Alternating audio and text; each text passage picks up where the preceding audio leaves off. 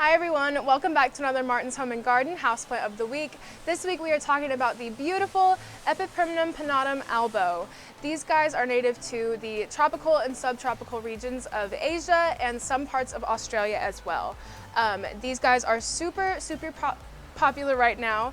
They're in the same family as the pothos, which is why they look so similar. They are a little bit different though in that they mature much faster. They get the fenestrations in their leaves at a much younger age. Like these guys are super small and they're already starting to get some fenestrations in their leaves. These guys are super rare and popular right now because anything with the name Albo in the name is going to be generally considered more rare, a little more desirable. They're called Albo because of the variegation in the leaves. Typically, variegation on more common plants is more of a gold, yellow, or some kind of hue of yellow. These guys, the Albo varieties, are almost a pure white, which is considered rare in the houseplant realm, so that is why these guys are so rare. And if you're able to get your hands on one, you should snatch it up real quick because they will go fast.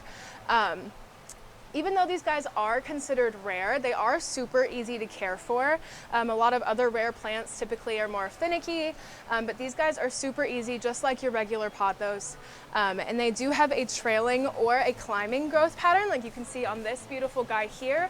If you put them on a moss pole or on some kind of wooden stake or a trellis, they will grow up the trellis, which is what they do in their natural habitat. They'll grow up the sides of trees and other tall plants that they can climb up.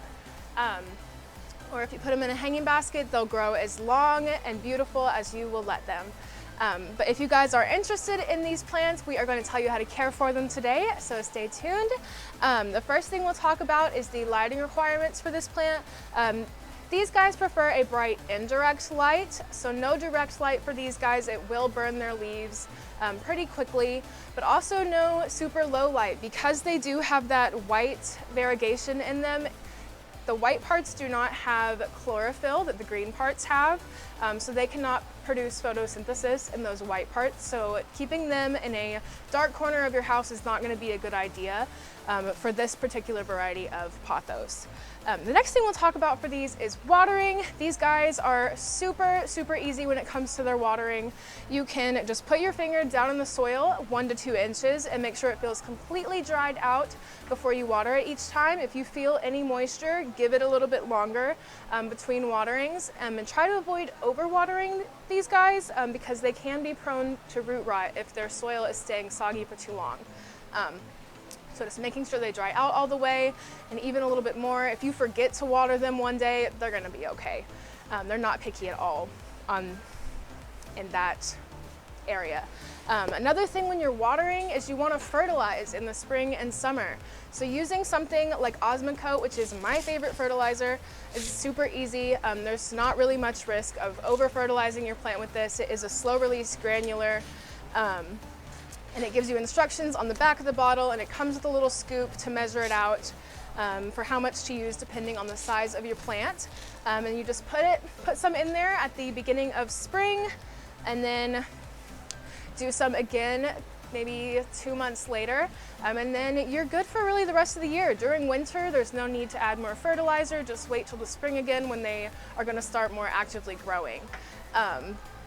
And then the next thing we'll talk about is humidity. So these guys are also super easy to care for because they will do just fine in your regular AC home environment. There's no need for you to go all crazy with extra humidity. However, because they are used to growing in the tropical areas of Asia, they do like humidity. It can increase the growth rate as well as the size of the leaves. So they'll do just fine without the humidity. But if you are able to increase the humidity in your home, it is going to make them grow faster. It's going to make the leaves bigger. It'll also deter pests. And we have a whole video that we'll link right above me up here about humidity, why it's important, and how you can increase it in your home.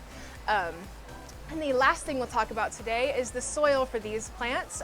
This variety of pothos can do really any kind of general indoor soil mix as long as it's well draining. The variety of soil that I would recommend is the Proganics brand Indoor Mix. Which is what we pot all of our plants with. It's super rich and it is super well draining. And also to increase drainage with your plants, I forgot to mention earlier, make sure that your pot has a drainage hole in the bottom. That way the water has somewhere to go, it's not sitting in the bottom, and that will help to decrease your risk of root rot. So yes, making sure your soil is well draining, making sure you have a drainage hole in the bottom are all going to help prevent root rot. And if you think your soil might not be well draining, you can always add in some additives like vermiculite or perlite, orchid bark. All of those good things will help to increase the drainage in your soil as well if you're afraid that maybe your soil is not draining the way it should be. But that is all that we have for you guys today. We hope you enjoyed this video, and we hope you can get your hands on one of these rare beauties, and we will see you guys next week. Bye!